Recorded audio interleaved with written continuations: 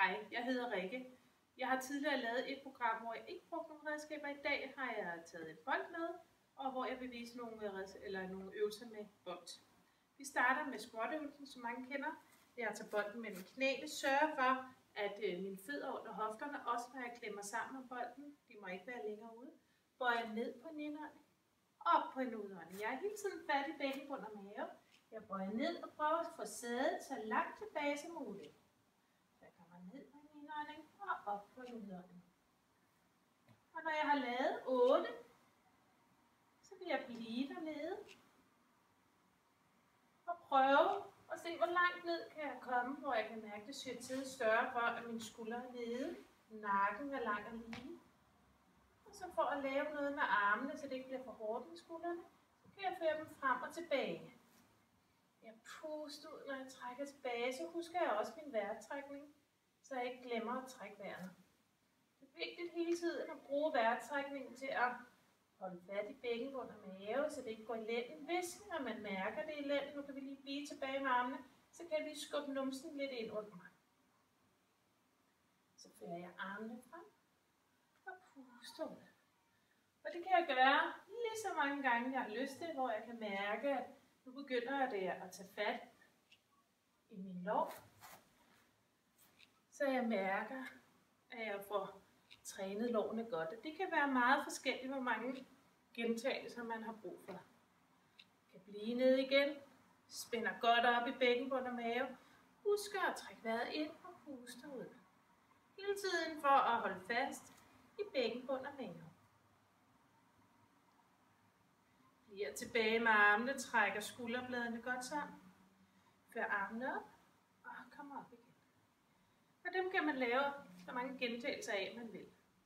Godt. Jeg går ned på gulvet. Tager bolden mellem knæene. Og man får trænet rigtig meget inderlår, når man bruger bolden. Og det hjælper til bedre at kunne få fat i bækkenbund og mave. Nu løfter jeg op, sørger for, at mine knæ under hofterne, og så kan jeg vippe her. Spænd godt op i bækkenbund og mave. Sørg for, at skuldrene er over hænderne. Bliver heroppe og presser på bolden. Kigger lidt frem, sørger for, at nakken er lang og lige. Så fører jeg bolden ned i gulvet. Fører knæene op på. Og så kan jeg prøve at finde balancen her og trække benene ind under, så jeg får fat i min mave. Jeg træner selvfølgelig også mine skuldre her. Så det er mave og skuldre. Og så udfordrer jeg min balance.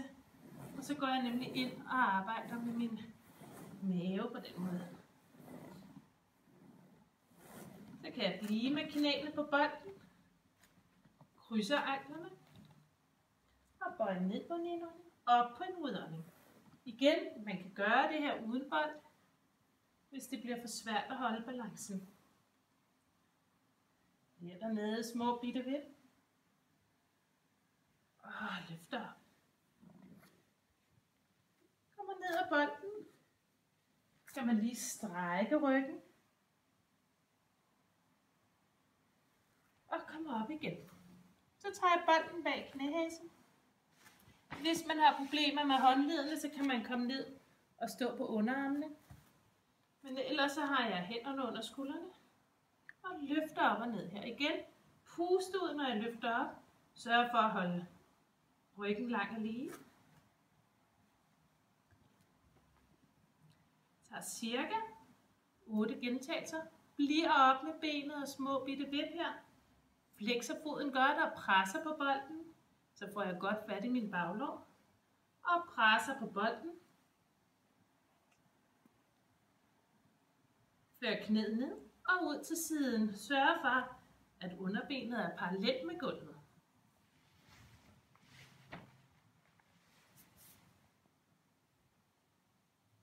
Bliver deroppe små bitte vip. Jeg kan godt komme til at lægge vægten lidt over på den ene hånd, men det er okay. Husk at bruge vejrtrækning og spænde godt op i bækkenbund og mave. Presser på bolden. Kør rundt. Brug lige maven og støtter op i det hele. Og den anden vej. Og før knæet ned. Så er jeg klar til den anden side. Og imens jeg skifter rundt her, så spænder jeg lige op i bækkenbund og mave. Husk, man også skal komme herned og lave den. Og føre benet op og ned. Hvis man får ondt i nakken, så kan man støtte hovedet på hænderne her.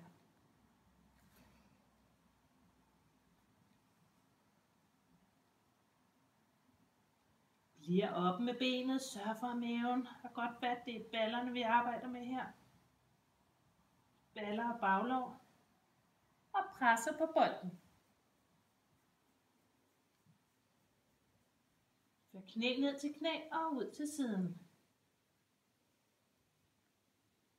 Cirka en 8 stykker. Begynder der syre i den anden balle også.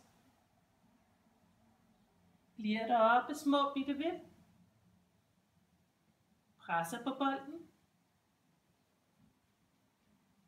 Og laver cirkler. Man kan skifte lidt mellem at være nede på albuerne og op på hænderne. Og sætter benene ned. Så bolden væk. Kan man lige komme tilbage her og strække. Ruller op. Så kommer vi ned og lægger på ryggen.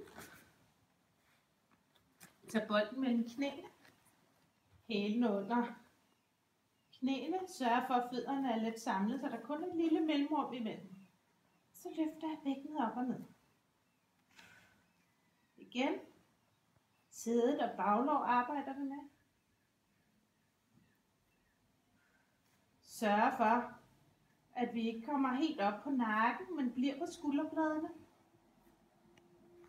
Puster ud på vej op og klemmer lidt på bolden. Og bliver op og laver små bitte vip. Presser på bolden.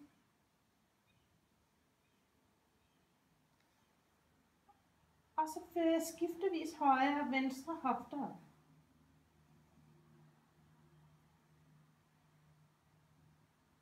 Kommer ind til midten. Og kommer ned. Så kan man udfordre lidt ved at tage bolden under fødderne. Og det kan være svært at holde balancen. Det er igen balance, vi arbejder med her. Puste ud og løfter op og ned. Jeg krammer godt om bolden. Og klemmer lårene sammen, så det er meget nemmere at holde sig på bolden.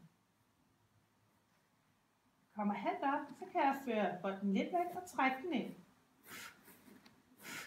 Så jeg puster ud, når jeg skal have den ind.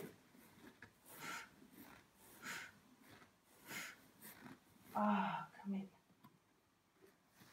Se. Så er jeg færdig med min baglov, jeg kan lige komme op og ryste benene. Så passer det nemlig med næste øvelse, hvor jeg bærer bolden under lænden. Benene i 90 grader, spænder godt op. Og bolden hjælper til, at det er nemmere at holde den, hvis man har problemer med lænden. Og så døber jeg ned. Døber og løfter op på en udgang. Hele tiden fokus på at have fat i bækkenbund og mave. Prøver at have knæene over hofterne. Hvis man har problemer med lænden, kan man trække dem lidt mere ind over maven. Og ellers lidt væk.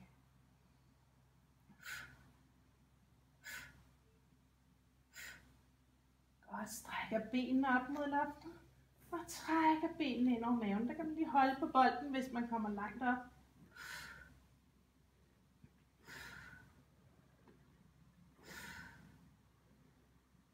Hvis jeg fører benene lidt længere væk, så får jeg også fat, men der skal man være ops på, at det ikke går i lænden.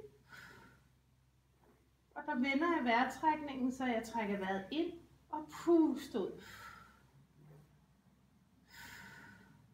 Og så går jeg videre i cirkler. Igen, når jeg fører benene væk fra mig, så er det, jeg puster ud. Og den anden vej.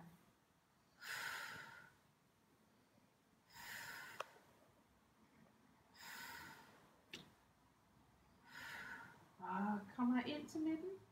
Og fører benene ned. Ja, bolden væk. Så kan jeg tage den under ryggen. Der løfter jeg mig lige op. Så kan jeg lige smutte den ind under mig. Hænderne under hovedet her. Og der er jeg neutral i ryggen. Det vil sige, at jeg har et naturligt lændesvej. Så jeg ikke presser lænden ned. Men er helt neutral. Hænderne under hovedet. Sørg for bare at støtte hovedet. Trækker vejret ind og pust ud. Kommer ikke længere op end ribbenet lige for kommet ned i maven her. Hvis jeg kommer for langt op, begynder jeg at hive i nakken. Så kun lige op, hvor jeg får fat. Og kommer på lige.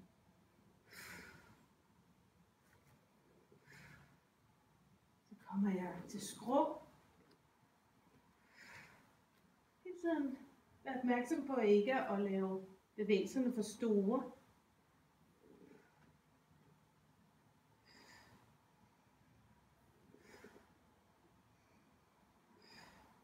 Godt, kom hen til midten. Fær hovedet ned, og så kan man strække brystet her. Og åbne op og trække vejret godt ned i maven og slippe helt i bækkenbund og mave. Når vi skal ud af den her øvelse, så kan jeg rulle op på siden, så bolden ud. Og kom op. Det var lidt inspiration til øvelsen med bold. God fornøjelse.